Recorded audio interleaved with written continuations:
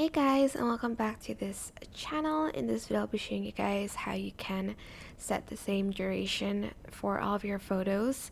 For instance, you want them all to be like 4 seconds, and I currently have it on, okay, I don't know why this is in frames.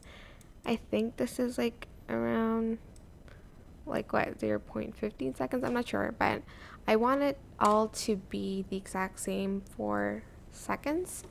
Simply go to menu, go to settings, go to edit, and go to image duration and select this bit right here, and just type in like the seconds you want the picture to be. For instance, like 4 seconds, or maybe like 0.4 actually. You can also choose it by frame, but you're just going to basically select save, and once you've added everything to the canvas, it's all going to be exactly 0.4 seconds.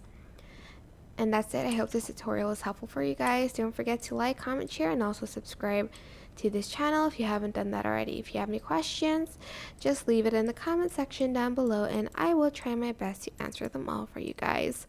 And if you found this video helpful, please click the thanks button above the description box down below.